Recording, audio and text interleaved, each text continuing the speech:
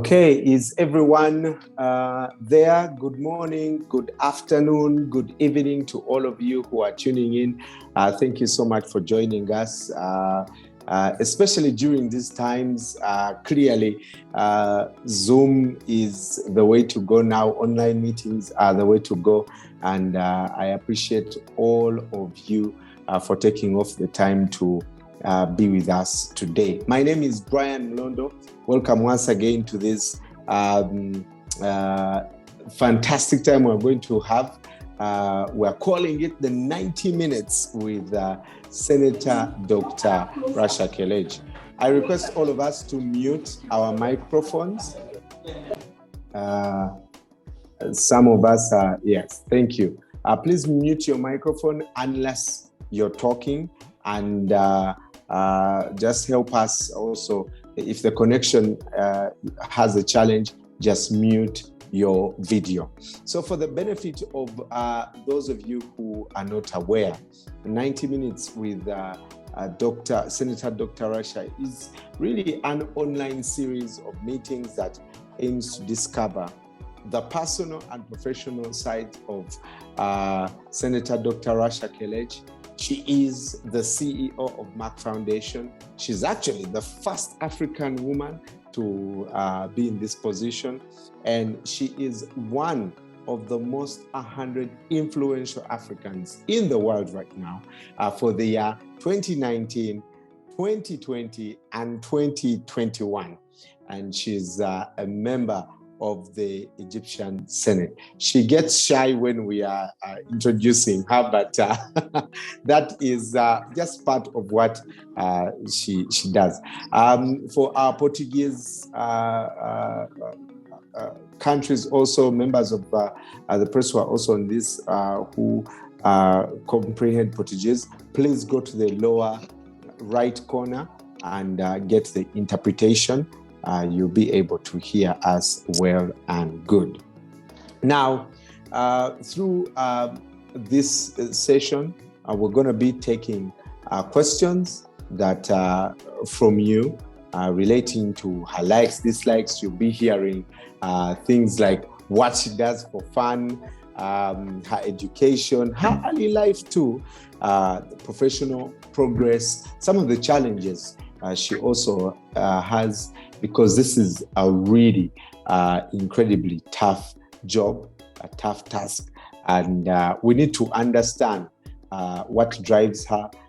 Most of us just see her, but we want to know the person that is Dr. Rasha. In addition to her vision and future plans, we're going to hear them, the things that she does to achieve some of the objectives of Merck Foundation, as well as also her personal goals. So please use you can type in the chat your question, and of course, head over to our socials and also comment. Dr. Rasha, thank you so much for joining us, and it's good to see you. COVID-19 has stretched on for 2 years. You are a very active person. First of all, how are you?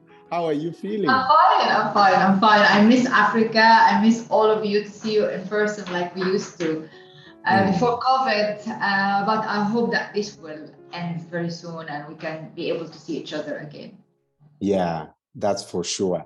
Well, talk to me, like, where are you now? Are you in Egypt? Are you in Dubai?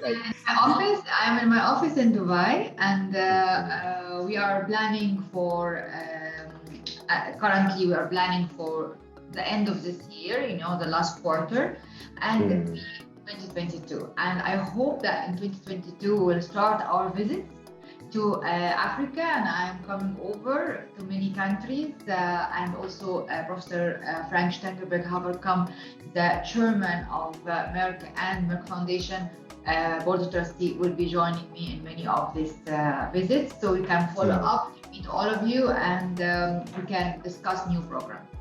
Right. Oh, that's exciting. Still hot in Dubai. Dubai, unlike other countries, is getting back to normal. Tests are happening. What's Dubai managed coronavirus fantastically. One of the best countries in the world. that kept, normal, the new normal, a very nice way, with also all the precaution for COVID-19 everywhere. I was tested every 3-4 days. I was tested for coronavirus, and we also from the first nations got vaccination for free. So it was really a good thing. We also opened the doors for everyone to come to celebrate their occasions and so on. So it's very great. That's fantastic. Well, Dr. Rasha, today you're joined by more than 150 people from across the world. And the questions are already coming in. And I'll start with...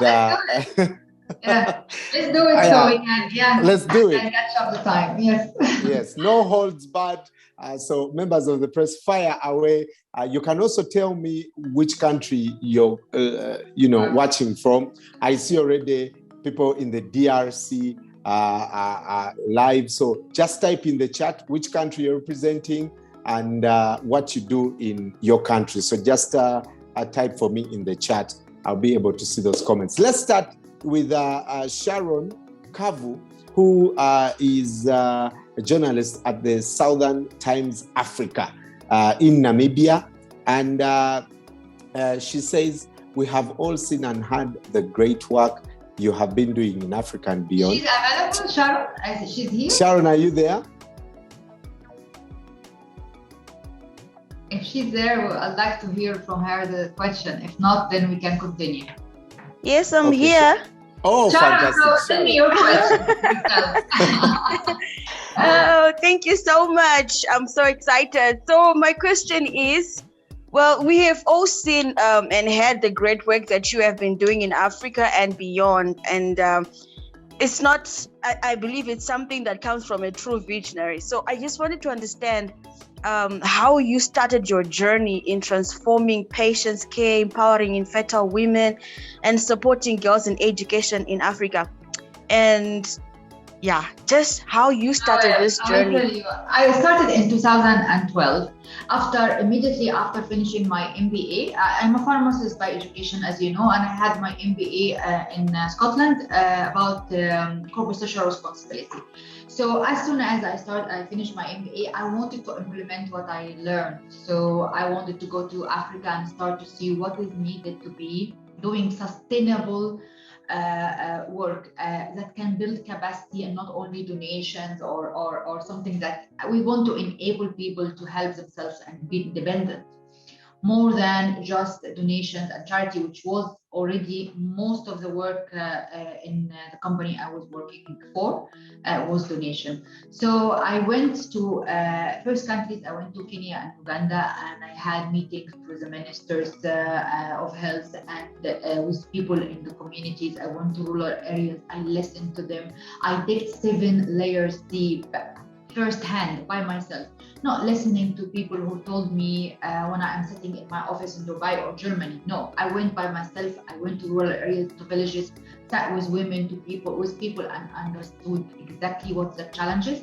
And I selected with the board of trustees opinion, of course, the things that I can add value to. And it's very important because there's too many things you can do, but there's certain things you can have the skills and competence to do, and you can help others through this. So I selected the things that I can do and add value, which is transforming patient care and empowering girls and in education and women and breaking the fertility stigma, because I learned a lot about it from women across the world and how they across Africa and how they suffer. Also in Egypt, the same in villages and Upper Egypt suffer the stigma of infertility and the problem that the pressure they have from society. So I said, okay, let us see what is exactly needed to enable people to help themselves, as I told you. And the patient transformation, care transformation was when I discovered that there is many countries have never have even one oncologist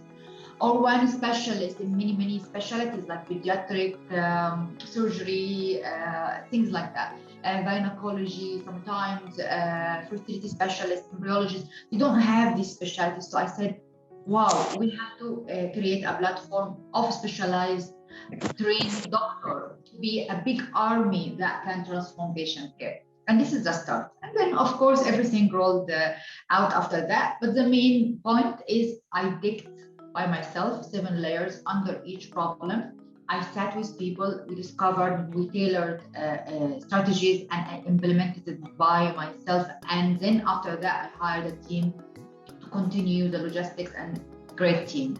So, and so on. So I don't want to give everything in my first question. So let's wait to see the other one. Thank you very much. Thank you, Sharon. Thank you. Thank you so much. Please go ahead. Thank you so much for such a great opportunity. It's really such an honor to be here.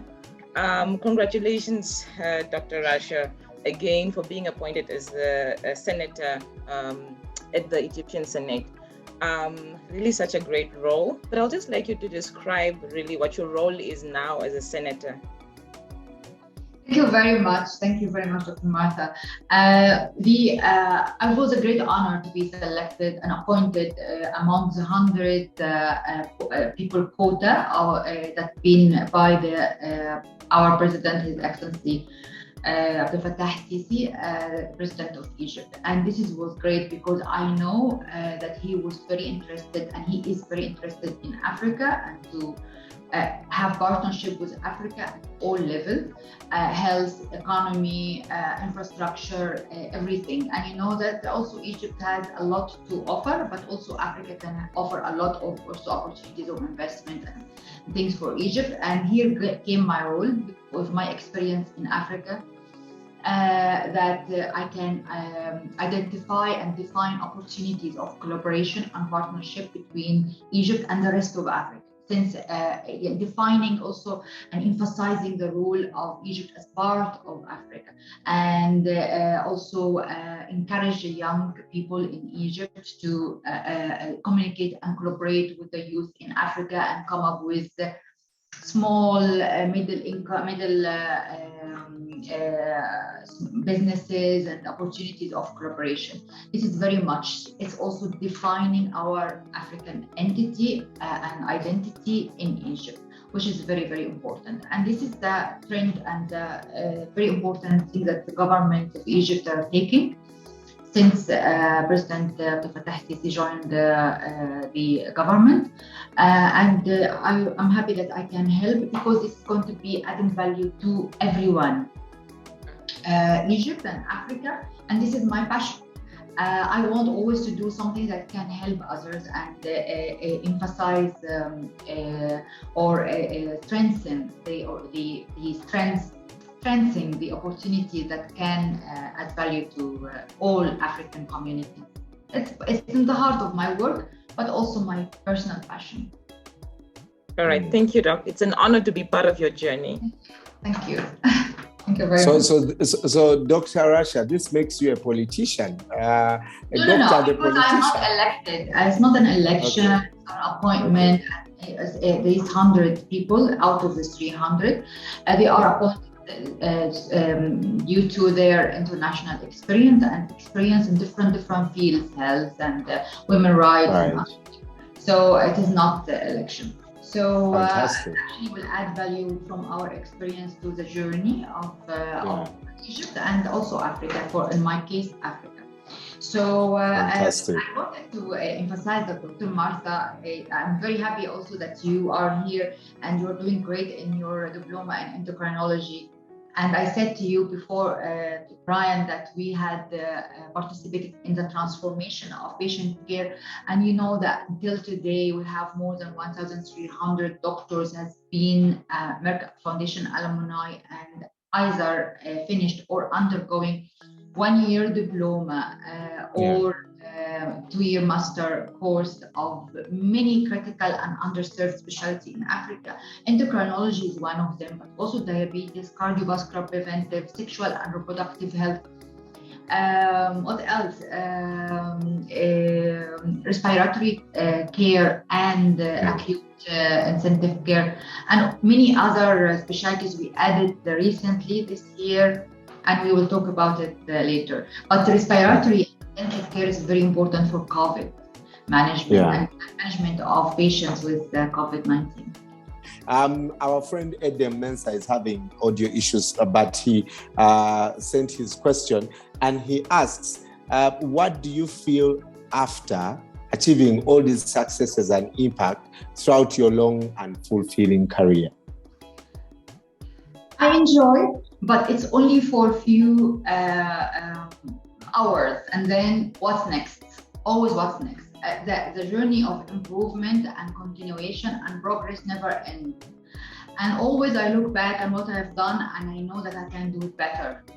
And this is very healthy, because once you look at what you have done before and you see that you cannot improve on it, then you're not learning, you're not progressing, then this is the end of your career. Really, I believe the end of your career is when you look at something and say, I cannot do it better next day or 1 week after. This is then you finished. Because if you not progress, people will catch up with you all the time, and you will always be in the end of the career journey. So it's always learning, always progressing, always reading, always looking to improve yourself, even after a huge success. What I have to do to make it even better next time. And again, this has to be there. If it's not there, then this is the end. I know this is the end, and I have to look to retire. Hello, good morning from Banjul. Hello, good morning. Yeah, good to see you again. Brian, good to see you again.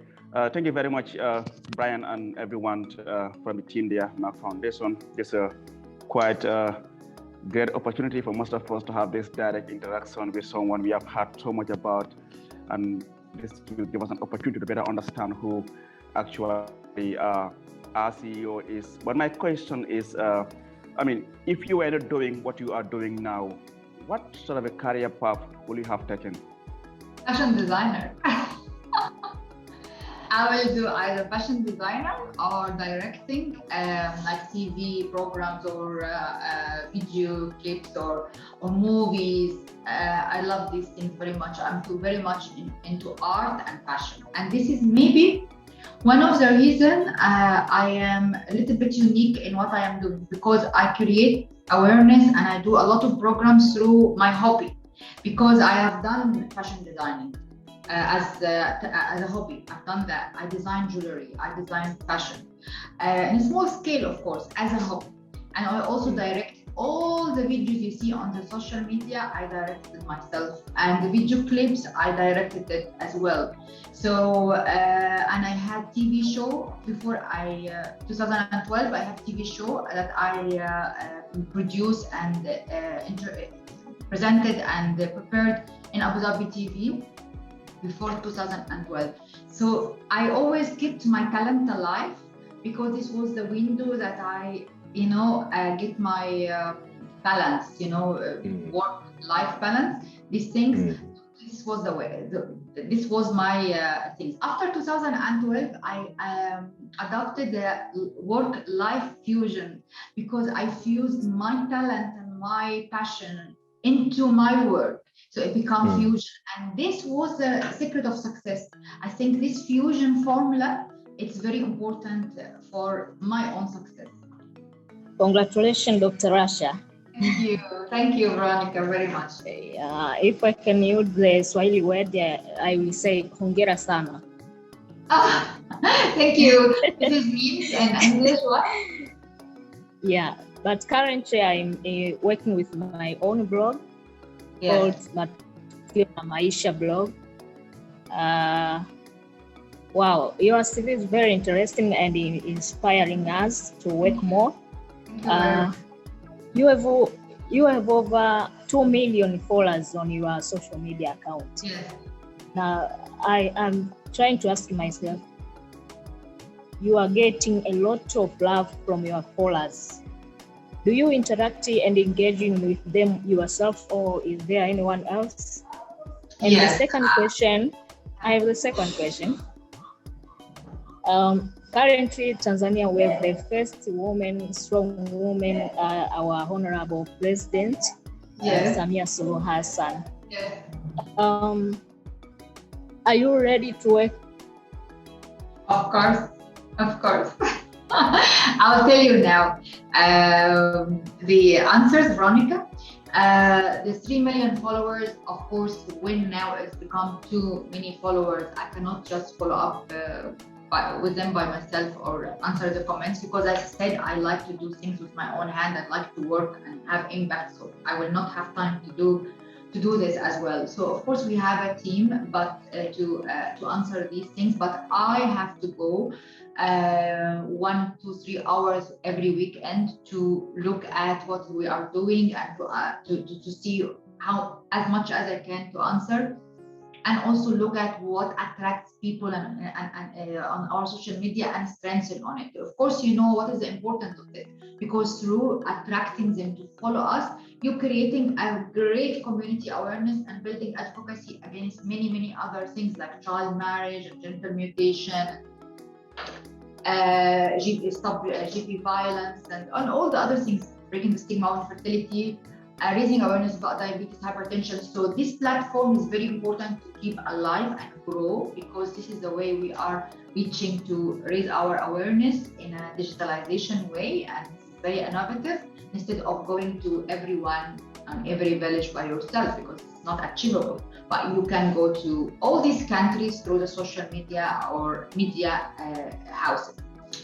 For Her Excellency Dr. Samia, I really was happy. I met her when she was Vice President 3 years ago, and we had the talk to continue our programs and everything. And now I'm trying to reconnect after I congratulate her through her office, and there is a promise that we are going to meet her and discuss all the programs in January.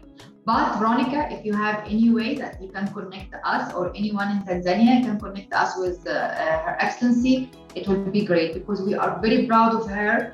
She is also one of the most influential African women with me in the same competition. Recognition, yeah. Yes, recognition. And I'm very proud that she is the first woman president in Tanzania. And I think it's the third or fourth woman president in all Africa, which is really amazing. I would like to hear what your challenges are, from being a woman CEO and from Africa, and how you have managed to overcome those challenges. Look, I always look at that challenge as an opportunity in disguise. I heard this talk before, and I didn't understand it when I was younger, but when I had the experience, the skill and the talent, and I am the right woman at the right place, when come any challenge, I look at it that it will have an opportunity, because sorting and solving out this challenge, you take you out of your comfort zone. And when you go out of the box, if you're a creative person, you always create something that results in a new partnership, in a new success, in a new area you didn't know that you can tackle and can look at it. So I always look at any challenge. I get upset a little bit, like for 1 hour, get frustrated, but only 1 hour. Then I have to sit by myself and think, how can I resolve it? And how can I and who to connect, who to go? And the sky is the limit when come to a challenge like this. Few challenges I faced, for example, at the beginning of my journey in transforming patient care in Africa, and my journey in Africa in general, is to explain my point of view. Everyone was thinking about two things. One is donation, and this was not the thing I want, because donation is a paralyzing technique that you always be waiting for someone to give you something, not to make it yourself. So I wanted to change this strategy, and this was a challenge because people didn't understand until they see an example. So I have to give an example of success, and this was a challenge, but again, it's emphasized to a big success. The other challenge is to start to explain to people that you can do things by yourself. Like, for example, a challenge of where I work is that I can do it by myself. I don't have to have a third party or through someone else. We can do it through, I can they look at me because I'm a woman and, these high heels and everything. So they think that I'm not strong enough to be able to do it. So this was a challenge to prove to myself, to them, and to everyone that yes, I can do it. So I put all my heart and my experience and my talent into it. And then I had succeeded to do it. Then they gave me the whole trust and then establish a foundation and everything. So this was a challenge. If these challenges are not there, it will not stimulate me to do more and to be more creative and to just to try to impress more and to give this. If everyone said from the beginning, maybe yes, go and do it, maybe it would be like a normal job. But this challenge makes you want to do more and to create and to have the success. And there are so many other challenges, of course, but these two what came to my mind at the moment because it was a beginning. Yeah. Oh, absolutely. Walter, I hope your question is answered. I also met Dr. Rasha a long time ago, but the ability to just keep the team together, grow it, build its capacity and skill until, they're able to do exactly, what the vision is. I think that's very admirable. And knowing that, you're a loyal leader. Dr. Rasha, also they say great leaders are great readers. Tell us what you read a lot. What books, are you reading? Your favorite book of all time? My last book was The Lost Technology of Ancient Egypt. I love ancient Egypt and the pharaohs and all the pharaohs and the mysteries behind the pharaohs and all this. So one of the theories that there was a technology like what we have doing at the moment, and even higher, was in the time of the pharaohs 10,000 years ago.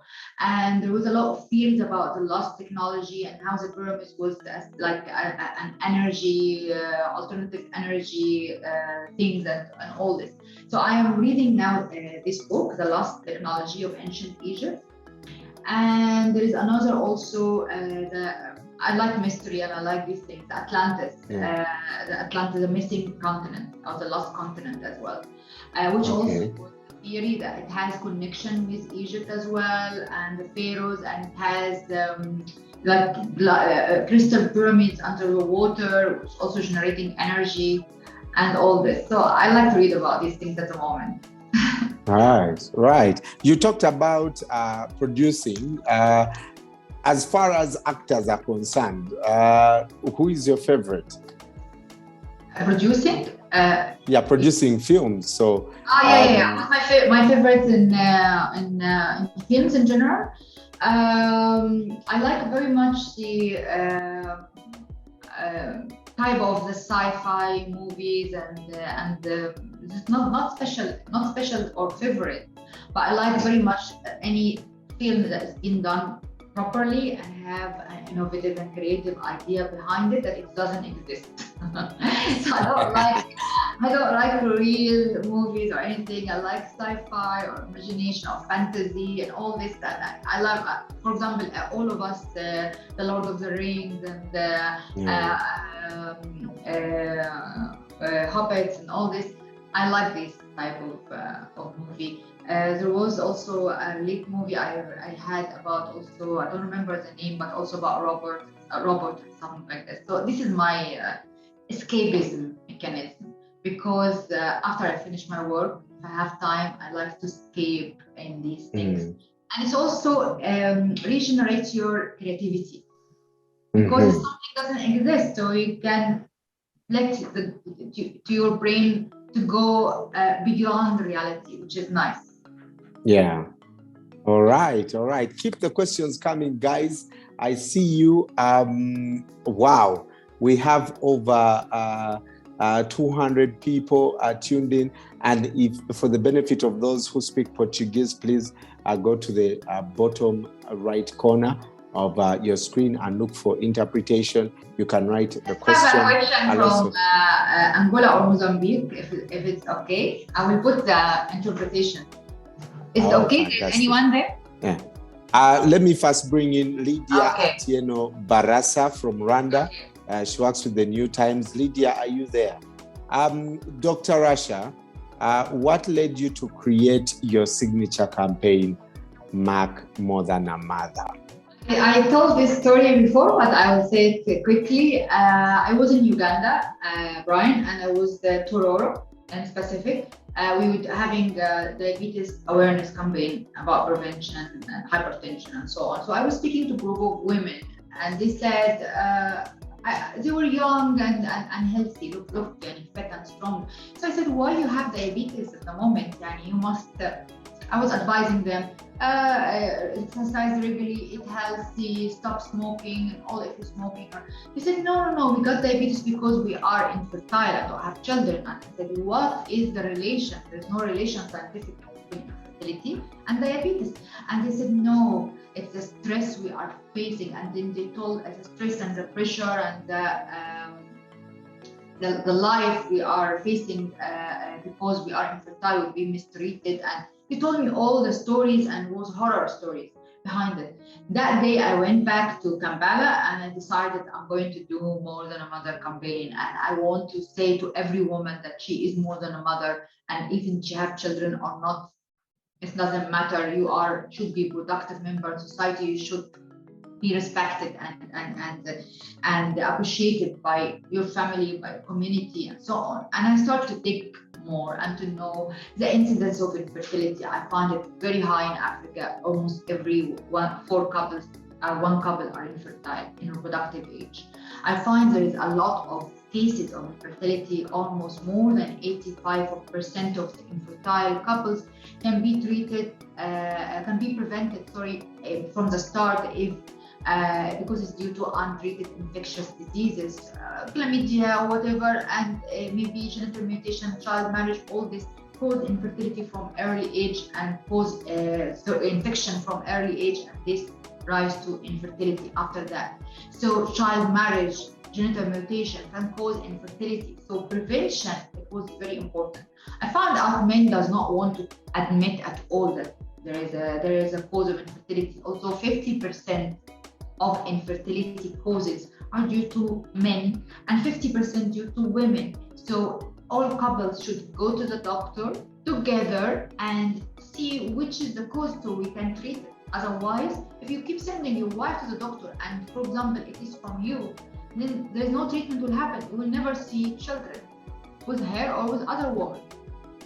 So we wanted to encourage them and also to tell them that it has nothing to do with your sexuality, because it's a taboo, because men think that if I'm infertile and people know that I'm infertile, I'm not man or I'm not sexually able. It doesn't have anything to do with sexuality.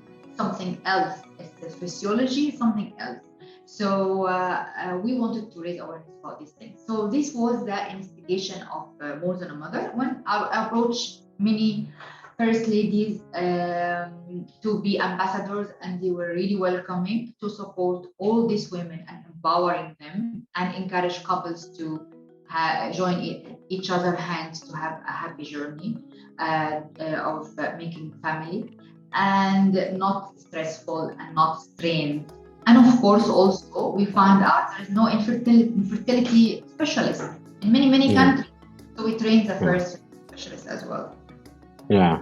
Oh, that's fantastic. And I must say it's been successful. There's still, of course, more work to be done, but I know we shall, get it done.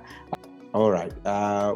June, if you can just type the question for the rest of us, in case you are having also online challenges and the network is, missing you, you can just text. I see. All right. June's question has also come in. What was the last thing you ate? And what's in your handbag right now? Okay, 1 minute. It's acai What's cake. that? Acai cake. It's a mixture of some fruits with acai. Acai is a fruit like berries, and this is my always the first thing I eat after my intermittent fasting, because I told you, Brian, that I am doing intermittent fasting these days. When you reach to my age, 50, I'm going to be 50 in February. We need to have a big party for your 50. Wait a minute, you are 50? No. What? I'm going to be 50 in February, next February. Wow. Valentine's Day. Wow. So of course the metabolism rate go down dramatically. It means that even the food you used to eat before quantity, it has to be reduced if you want to keep your same figure. Yeah. Okay, and otherwise you will gain weight dramatically. Even if you eat the same food, even if it's less food, it will. So you have to change the quality of the food. And I actually said when we get older, we start to eat like a poor man or poor woman, because it's a very, very small amount of food you can eat and you can survive on it. I mean, amazingly enough, that you don't need too much food because you're not growing. And you need only things that has your vitamins and your minerals, and to give you the level of energy you want, which is not more than 700 to 800 calories per day. And so you can work. If you're playing sport, you need 1,200. So of course, some days I play sport, like I play sport 3 to 4 days a week. So I increase my calories to 1,200, but it has to be all, as you say, sugar-free. I stop every single sugar, white sugar or brown sugar. It has to be all natural, no sugar at all. I don't have anything fried at all, but I eat beef, I eat chicken, I'm not vegetarian, but I eat everything. I like very much animal protein because it's good for the skin, everything. But the quantities, I like tuna. So this tuna cans, which is very small, and this can be my lunch or dinner.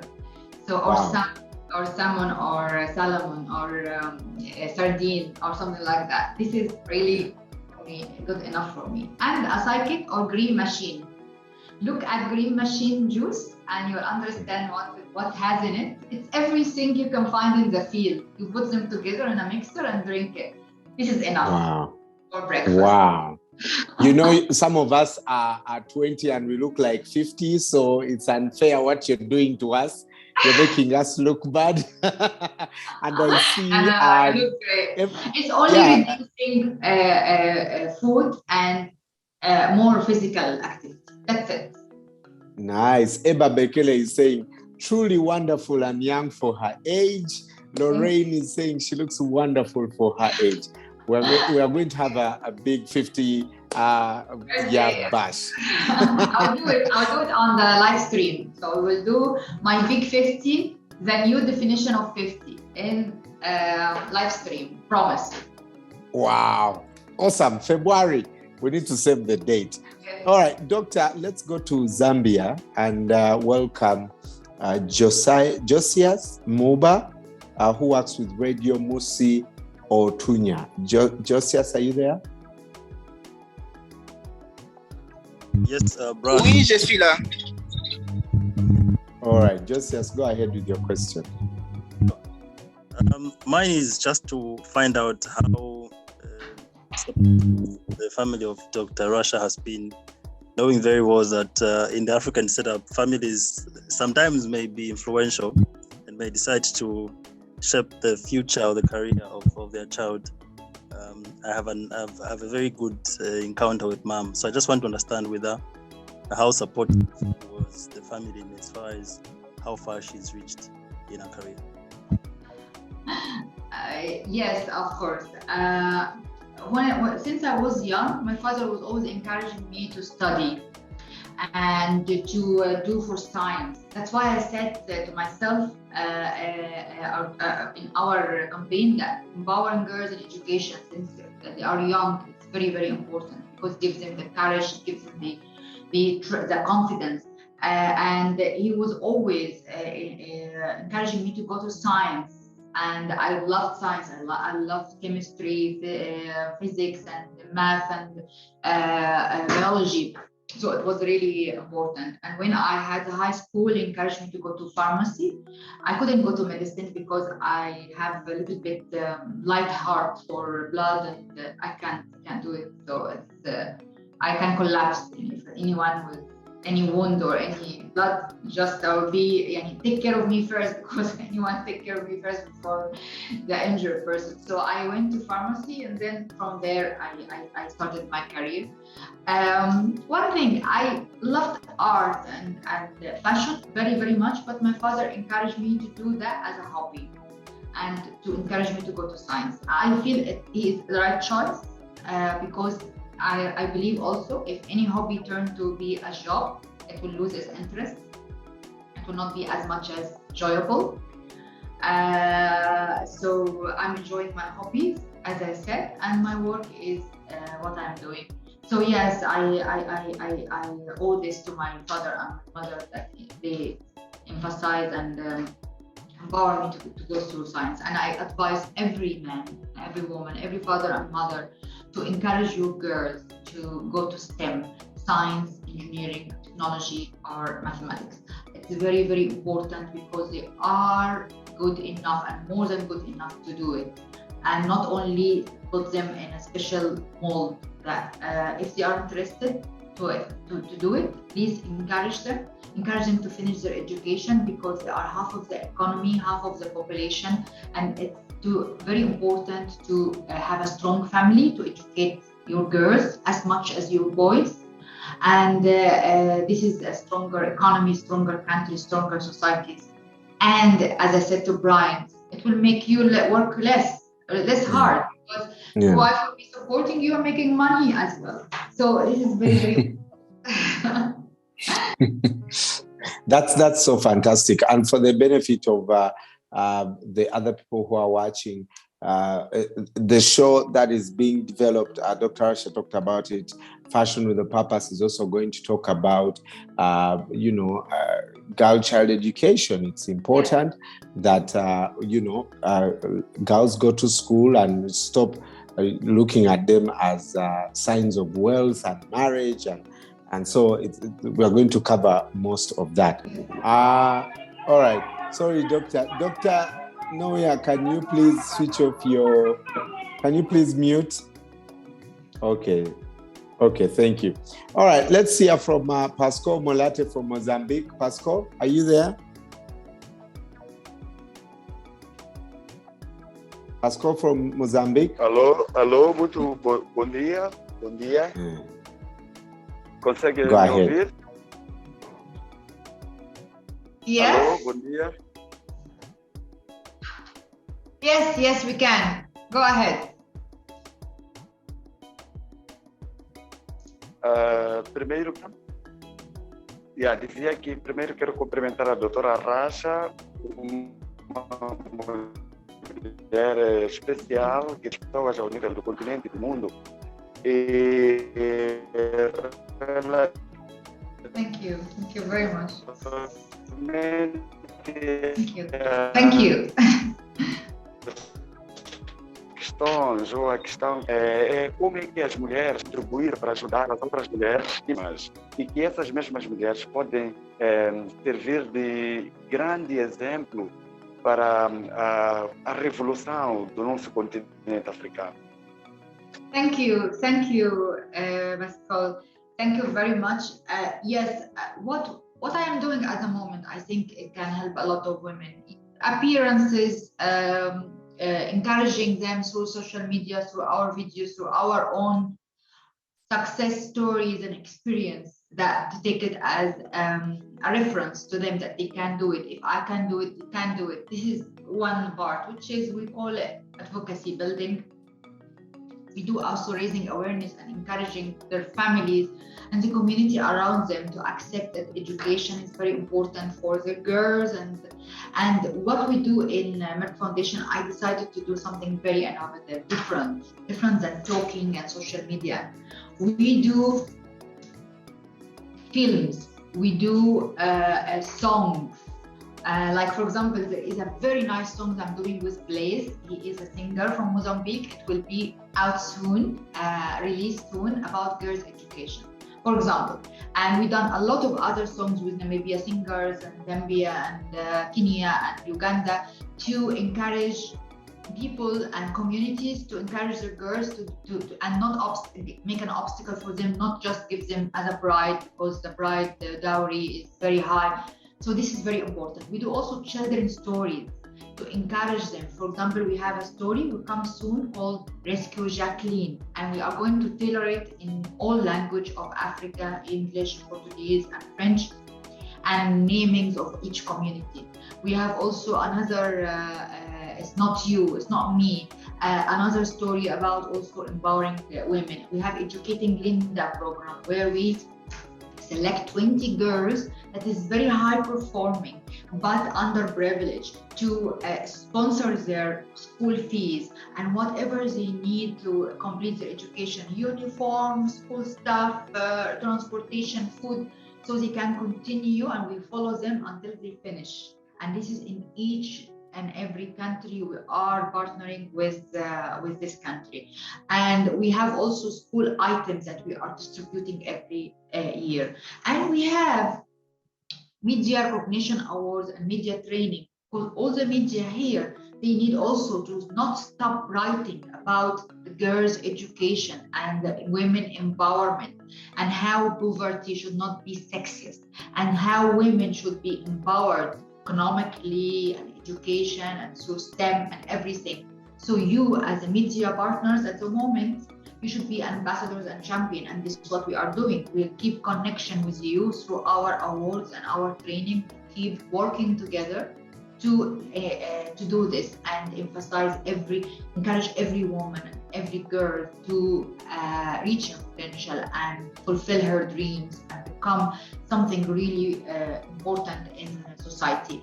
We show the examples, like Her Excellency Dr. Samia, the first woman president in Tanzania, Ellen Jones, the former president of Liberia, many women like the vice president of Togo, vice president of Uganda, and myself and others, even in acting and different careers. They have to see these examples. Scientists, astrology, all these things. And of course, we have awards for fashion awards, film awards, and song awards that we are encouraging all the African talents to come up with work, creative work, and we reward them and award them for the best work in each country. All this will raise awareness in a way that I think is very innovative, creative, and capitalizing on the power art and fashion and media have to do this. I hope that this is that. And I can do what I can. I will do what I can in the limit of our resources, definitely. Obrigado, Dr.Rasha. Thank you. All right, thank you so much. Asha from Kenya, please ask your question. Asha. Yes, hi. Hi. Hello. Hi, Asha, how are you? I'm good, and you? Fine. I'm very glad to be here, and congratulations, Dr.Rasha. Thank you very much. Thank you. One question. I know most of the projects are in Africa, and you usually travel most to Africa. So how are you managing during the COVID pandemic? And especially you have most of the trips and projects in Africa. I want to know that. Thank you. Yeah, thank you, Asha. Thank you. Of course, it was a great way that we started our digitalization and online strategy, either in our scholarship. So we find all the online diplomas and the training courses that it's online because people cannot travel, definitely. So we continue with our patient care transformation journey. And it was actually even more successful because we find more critical and underserved specialties that it's in a form of online diplomas and master degrees. And of course, we had our online meetings at summits and even award ceremonies. We have done it online. And since everyone in Africa and the whole world was accepting the mindset and the idea that we have to go online. So everyone has experience in Zoom and Microsoft Teams and other things. So we connected through that. Of course, if we didn't have the trust we built since we started in 2012 and the relationship and network that's very solid and the foundation of the foundation was very solid from the start, we will never be able to continue. But thanks God that our work hard, our visits, field visits and everything, that we had this relationship and rapport it's already built with our stakeholders, with our beneficiaries, enabled us to continue through coronavirus. And even how long it will continue, it doesn't matter, because we consider all our partners and our beneficiary as a family. You never lose your relationship with your family, even if you don't see them. And this is exactly how we managed. We had a very, very important program specifically for coronavirus patient care, which is a diploma and master degree in respiratory care and intensive care. So this was also a great addition. We had also a media recognition award specifically for Corona and how to raise awareness about Corona. We launched it across all the continents, Asia, Africa, and Latin America, and Middle East. And we had this year something else called Mask Up with Care and Make Your Own Mask, this fashion award, and the other one, Media Recognition Award. Also to encourage people to do, to have the mindset of keeping healthy and, mask, even if after a long time people get bored. We don't want them to get bored. So this is very important. We have also children's stories and other things. So I think during Corona, we knew how to transform. I told you before that we learned how to transform under pressure, not break under pressure. These people break under pressure, but we always transform to a different, beautiful other thing. So learn how to transform under pressure and your life will be much easier in whatever you face. Thank you very much. Thank you, Aisha. Thank you. Ok, merci à Dr.Rasha. Toujours une fierté pour nous d'être toujours dans votre vraiment débat visioconférence, parce que c'est rare de voir aujourd'hui ces femmes comme vous vous impliquer vraiment dans tel acte. Nous vous remercions beaucoup. Et moi, j'ai deux questions aujourd'hui. Au-delà de l'infertilité, votre lutte contre l'infertilité, il y a plusieurs femmes africaines aujourd'hui qui sont victimes de stigmatisation à cause d'autres maladies. C'est le cas des fistules obstétricales aujourd'hui chez les femmes. Est-ce qu'aujourd'hui, dans vos projets, est-ce que vous envisagez combattre aujourd'hui ce flux dont sont victimes plusieurs femmes africaines? Et les femmes médias ou les femmes des médias aujourd'hui, est-ce que vous prévoyez des séries de formations pour les femmes qui sont aujourd'hui au niveau des médias, surtout qui ont remporté des prix au niveau de Merck Foundation? Je vous remercie. Hi, Dr.Rasha. Hi. First of all, let me join the list to congratulate you. Thank you, Professor. Thank you very much. You're most welcome. I have one question. I just want to ask you, what are some of the challenges that Merck Foundation encounters in its quest to sensitize communities on infertility issues, as well as support girls' education in Africa? Thank you so much, Dr. Rasha. Thank you. Dr. Rasha, sorry to stop you, Dr. Rasha. Yes. Before you answer, Evelina, please mute your mic. Evelina. Please mute your mic, Evelina. And Elfa, you're next after Dr. Rasha answers this question. Thank you. Doctor, proceed. Okay. The challenge we faced in the beginning of this infertility, breaking the stigma of infertility, that communities at that time, 2014, when we started the campaign, 2014-2015, they didn't believe that men can be infertile. And they only blame women, full stop. Even media, that's why we created the media awareness campaign and the training and the media recognition award. There's two occasions happened that makes me feel that media, if they understand the right scientific claims and messages and explanation behind infertility and how infertility is not stigma, we are going to achieve almost 60-70% of our target. Two things happened. One in Uganda, when we were in even Brian remember that, when we were in a conference, press conference, and with Minister Sarah Obindi, and we were saying, and she was saying that 50% of the causes of infertility are due to male factor, as much as 50% are due to women factors. So there was a media wrote after that, and they were upset with her that, say, Minister Sarah said 50% of men in Uganda are infertile. So that the translation was wrong because they didn't understand this. So we said, okay, now we have to do the media training because people will understand that it's 50%, 50%, and so on. Of course, not everyone, but few. And if you have few that don't know it, then they will also go to other communities. The other things in Kenya, when we have Jacqueline problem, and many of the media was accusing her, yes, she deserved what happened to her, that her husband cut her both hands because she was unfaithful. So I said to myself, no, you cannot even say that. This is a pressure that the couple was under. And that's why he went out of his senses and did horrible things like this, because he doesn't want to be stigmatized to be infertile, because this means that he's not a man, and the pressure of the community and all this. So we have to change that through community awareness, through media, through fashion, through art, through things. These are the two challenges that I kept puzzling myself, how can we fix it? But once we approach the media representative and the people, the fashion designers and artists, and explain the scientific and make scientific presentation and everything, everyone was in joining hands with us. Everyone was then changing and writing and encouraging enthusiasm about making a change and creating a culture shift.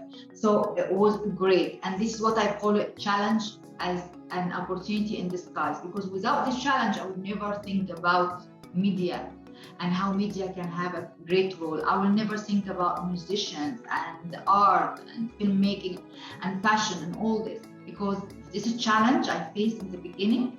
I came to these ideas, which was great and have a great impact, I believe, and have this important and beautiful network with you all as family for Merck Foundation, family for me personally, and also partners that they are adding great value to create culture shifts in the community. My question is to know, how do you manage to work so closely with African First Ladies? Many of them consider you as their sister or close friend. Do you ever feel being under pressure while working with them? Okay, thank you, Kazian, for the question. I think the reason we are working very closely with each other, because they are really great personalities, they want to do something for their community. The question is with whom you partner and who is serious enough, and they have the trust in them that they are doing a great job and they're doing a real work. And when they discover that Merck Foundation not only talking and not only coming to shake hands and have a picture and disappear, but it's an active partner in every program we are doing, and we are contributing, and we are collaborating with their technical teams. They want to do something. They want to do something for the people. This is their goal. And they don't just want to be abused by a picture or just a media release, and that's it. And when they discover that Merck Foundation and my strategy is actually matching and aligning with their strategy of doing the right things, we selected what we said that it is a challenge, that we can do something about it. They agreed on it, and infertility was the start, and then transforming patient care, building capacity of training doctors and all this, and then after that, at the end, educating girls. So they were really, really enthusiastic, and they appreciate and they see the results, as I said, by their own eyes to the people. So they are welcoming it. And of course, the relationship between me and them is very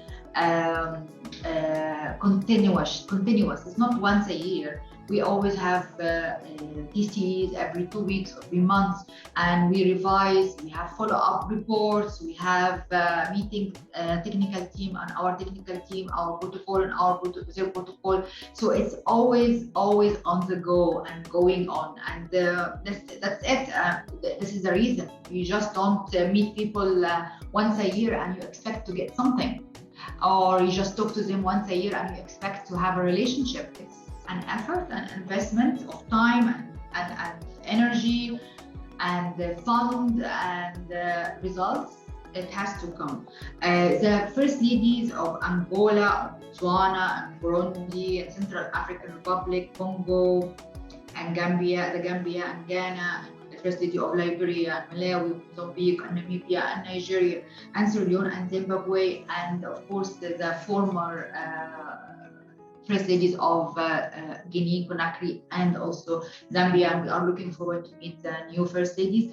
And of course, we need also to meet Her Excellency, the President of Tanzania. So it's a great platform and strong platform, and everyone knows it's the role and responsibility and what they have to do and what is getting it done really in a very nice way. This is the reason. Yeah. And I think if you remember also the president of Mauritius at the time, yes, also, of course, definitely. And we had connection with the next president, and now a new other president comes. So it's always, we deal with institution, and always the former first lady hand over everything to the next first lady, and so on. Yeah, fantastic. Thank you so much, Dr. Rasha. Dr. Awa from Gambia. Dr. Awa.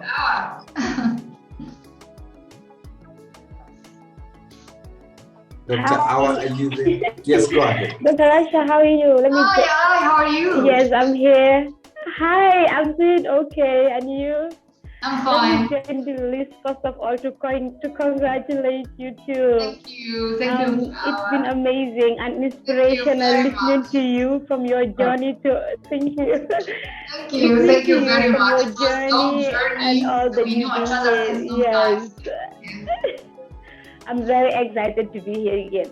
So my question is, you've been nominated for these Influential African 2019, 2020, 2021. I just want to ask, how does it make you feel?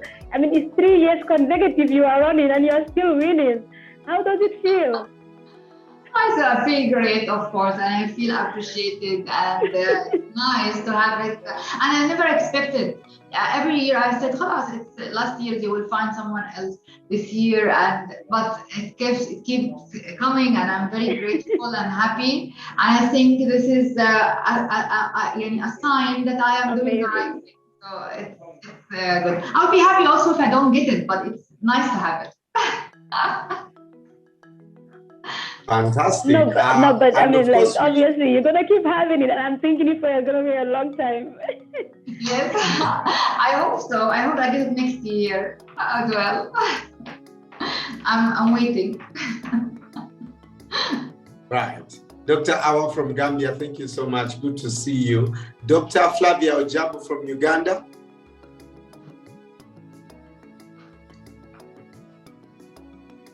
Dr. Flavia? Yes. Hi. Can you hear me? We hear you. Yes. Oh, okay. My name is scholar in sexual reproductive medicine of the Pharma Foundation. Hello. Is yes, it's like COVID. It's COVID situation. Foundation has been to reach Latin America for different training, different trainings, and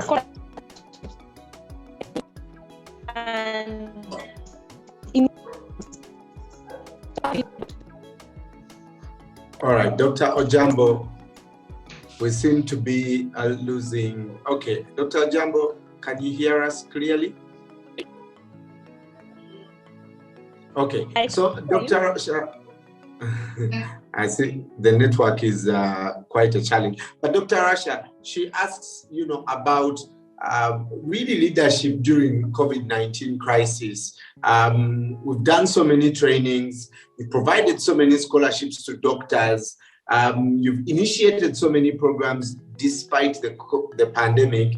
How have you done that successfully? Thank you very much, Dr. Ojambo. I think also we answered this question before, but I will add to it a little bit. As I said, we have a very strong foundation, and the ball was already built with our partners, with our beneficiaries. Our courses were in place, and we have already a great impact before Corona. So when Corona came, we started our online strategy and our all online diplomas in education. We shifted.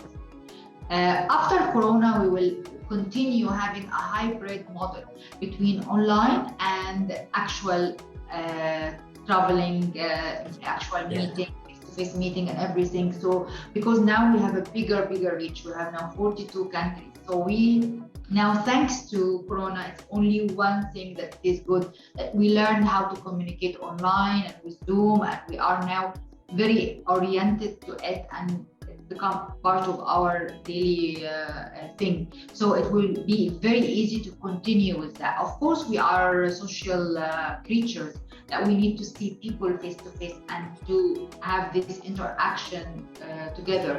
So we will have this and this after Corona. But during Corona, as we said, we have this online education program, the respiratory care, intensive care, and all the 26 critical and underserved specialties that we have. Almost 1,300 doctors join these programs, and we will still have our summits and everything online. But after that, we will continue hybrid model. Doctor, the idea behind the Fashion Awards, what inspired you to do these Fashion Awards? I tell you, I always, in Africa, you have a great sense of fashion, colors and outfits and everything, everyone, women and men, and every age. So I said to myself, how can you be the voice of the voiceless? How to break the silence through something you are using every day? You are using your clothes every day. So you are wearing your clothes every day. People see your clothes every day. So it means that it is like a signboard that you can use to advertise your thoughts and your stance and what you want to say to people. Not what the fashion designers want to say to people. I don't like people wearing monograms and Dolce & Gabbana and this and this. No, you wear what you believe in. So I said to myself, let me work with new talented fashion designers and the students that they are too young, we can work on something that go beyond fashion and take fashion away from being superficial and something nice to have, but it's not a must. No, we can have everything that can be written on what we want. So I designed myself a collection of t-shirts and jackets and beach bags and things with the messages I want. Like, for example, no to infertility stigma, this is beads. I made it in all colors. And then I said to myself, let me have an award for, look, for example, things like that. I wear it with the jeans, with a leather trouser, with going to coffee, going to supermarket, going things, and many other things. I have also beach bag, I have dresses.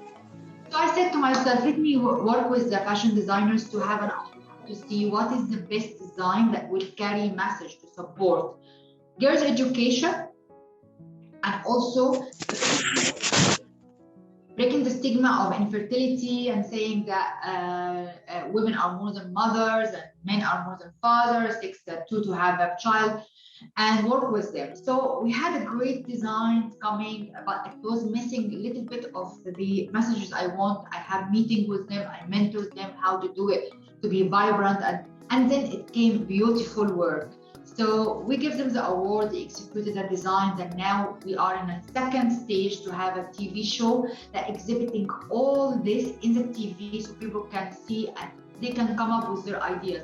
So the idea is that you go to the fashion designer and tell him or her, I want a dress or a top or a trouser, and I want to add this message to it. So can you find a creative way? You can do it with these stones, you can do it with squinches, you can do with many other things from African beads and African threads. You know, you have a lot of things, draw, whatever. So this was the idea, to walk, to wear the talk, to have the message and advocacy through your day-to-day outfit and day-to-day setting. I hope it works. I feel it works. Lovely chatting, guys. We really appreciate all of you who have taken up the time to be here and ask questions. I hope now you know more about the person of Senator Dr. Rasha Kelej, and I can say this without a shadow of doubt that all of us, our lives have been impacted. Keep the questions coming. You have WhatsApp groups in the different countries. Keep them alive. And if you need any help, please reach out to Merck Foundation. We'll absolutely provide. If you have any hookups, connections, tell us. We shall come to wherever you are as we continue to do the work. Dr. Rasha, thank you very much for seeing you. having me with you today, and thank you very much for being with us today. I really was touched, and I'm happy that I met all of you online. I wish to meet you in person very soon. Yeah. Fantastic. To all of you, thank you. Take care of yourself. Bye. Stay safe. Bye-bye. Bye.